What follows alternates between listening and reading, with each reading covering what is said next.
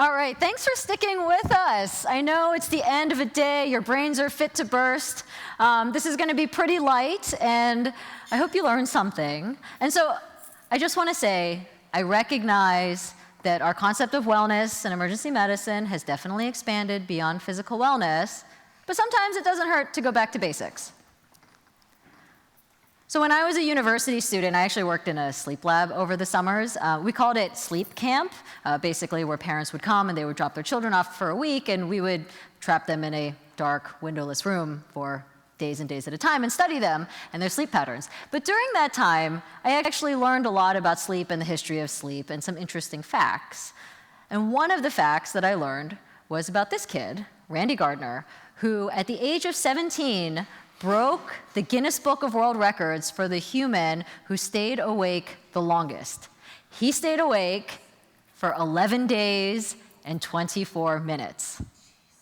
Since then, interestingly enough, the Guinness Book of World Records actually no longer accepts this as a category because they are so concerned about the effects of total sleep deprivation. This is important because I think for us, who work in shift work, who work night shifts, one of the most important things that we can do for our physical health is pay attention to our sleep habits. And the specialty recognizes this. Several years ago, ASAP put forth a policy that stated the effects of rotating shifts are cumulative and represent one of the most important reasons that physicians leave the specialty. And certainly this applies to anybody who works nights or who works shift work. Because sleep impacts everything. It impacts our cognition, it impacts our cardiovascular system, it impacts our reproductive system.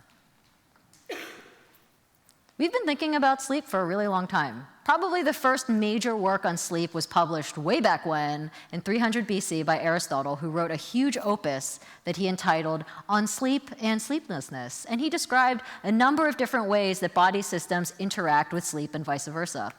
As an example, he actually thought that he thought that when we eat a big meal, all those digestive juices get going and they release fumes that travel up through our blood vessels and go to our brain and then induce sleepiness. Clearly, he's never heard of tryptophan, but it's essentially the same thing.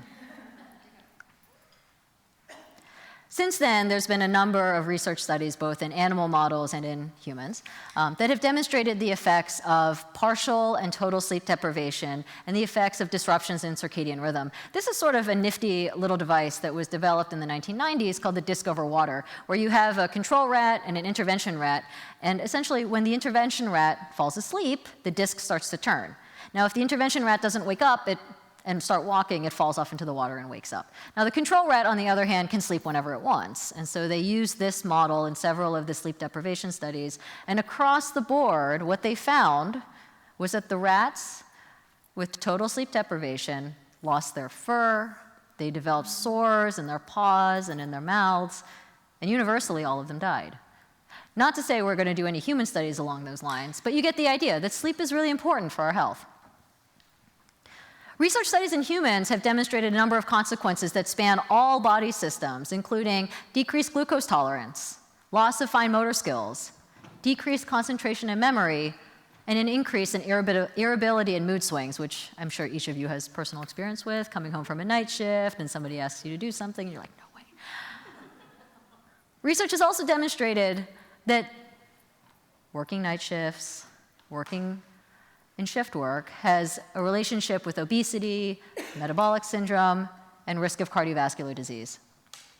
But it's not just these things, actually. There are some smaller studies that are now coming out looking at sleep deprivation and shift work and night shifts' impact on women's health and women's reproductive health in particular. There was a meta-analysis done in 2003 in obstetrics and gynecology that demonstrated that women who have physically demanding jobs are at risk for preterm labor, small gestational age, and an increased risk of miscarriage. Additionally, women who work night shifts are also at risk of menstrual disruption and an increased risk of miscarriage. I live in New York City, and so my commute home after a long night shift generally involves public transportation. But for those of you sitting in this room, I would wager that most of you have cars. And most of you in this room have driven home after a night shift. The National Highway Traffic Safety Administration estimates that 72,000 crashes every year in this country can be attributed to drowsy driving. Of those 72,000 crashes, up to 6,000 of them involve a fatality of one or more participants in that crash. Think about all of those night shifts where you've tried to drive home in the morning and you're trying to stay awake at the wheel and it's all going black. You're chewing gum and the window's open. You try to pull over and get a break and take a nap before you go home to make it home safely. A friend of mine in residency, we were residents together, he used to commute between Providence and Boston. So we were doing our residency in Providence, and his wife was doing her residency in Boston. So they lived in Boston. And so he would commute back and forth between his shifts and having to go up I-95, which is the major interstate road between the two cities. And one day, my friend Paul didn't show up for work. And we were all wondering what happened to him. Thankfully, he was okay, but he had, on his drive home, fallen asleep at the wheel, gotten into a major crash on the interstate, going 60, 70 miles per hour, and was taken to the local hospital. Thankfully, he was fine, aside for some airbag burns, but it just goes to show you the gravity of how important sleep and sleep hygiene and sleep health is for our specialty. So are we totally effed, right? Because shift work's not going away. Emergency medicine is a 24-hour, 7-day-a-week, 365 days a year specialty. There's no getting around it. So are we just totally screwed? Are we all destined to develop cardiovascular disease and all these other consequences? Maybe not. There are some things that we can do, and some of these things are things that I learned when I was at summer camp working there, and some of these things are things that I've learned along the way. There are certain things that we can do to improve our own sleep health tomorrow. And then there are things that we can actually propose to our departments going forward to maybe improve the health of everybody that you work with. All right, first tip, let's have a real talk about coffee. How many of you think that you can drink that triple espresso latte from Starbucks and then fall asleep immediately afterwards? I know you're out there. I know. Don't be ashamed. It's okay. That's not real, right? That whole falling asleep thing after that much coffee is not real. You may think that you're sleeping, but if we were to measure your brain waves at that point, it would actually be apparent that your brain still kind of thinks it's half awake and you're not getting the deep sleep that you truly need to be rested. So caffeine has a 6-hour half-life. And what I would propose, and just try it, for those of you who raised your hands, just try it as an experiment one day.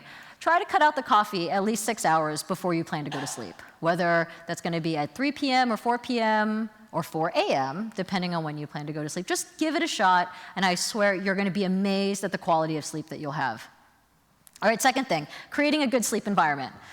If you haven't done so already, go down to your local Walmart, pick up some blackout curtains. They come in all varieties. I'm sure you can find a set that matches your living room.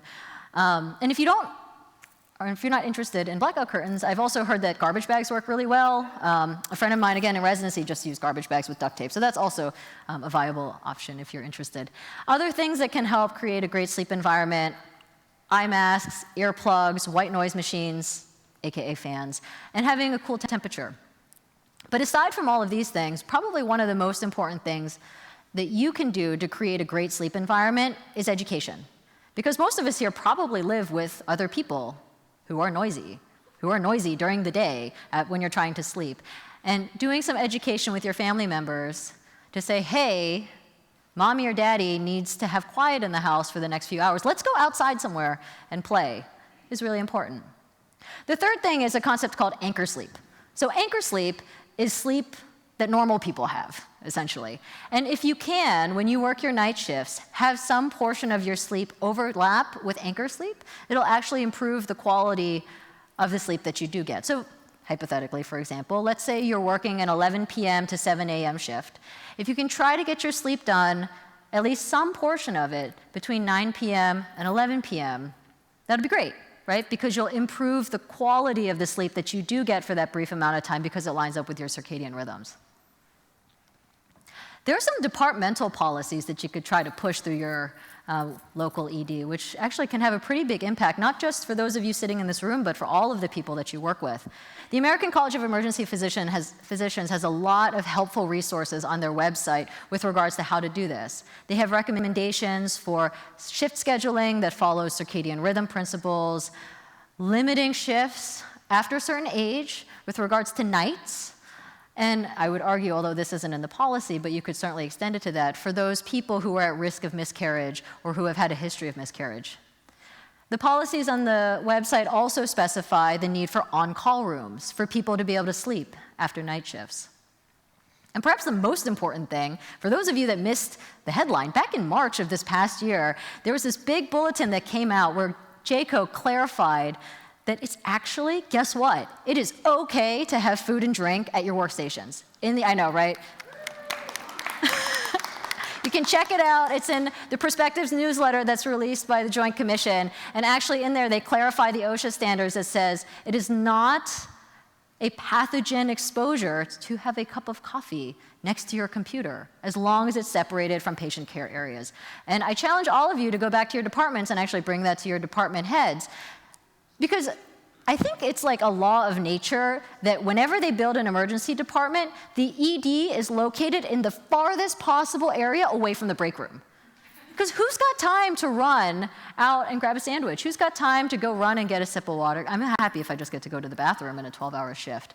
But if we can actually do this very small thing, I swear it will make a giant difference in the ability to stay hydrated, to have small meals, to not be cramming food in our mouths, and actually to improve our overall health.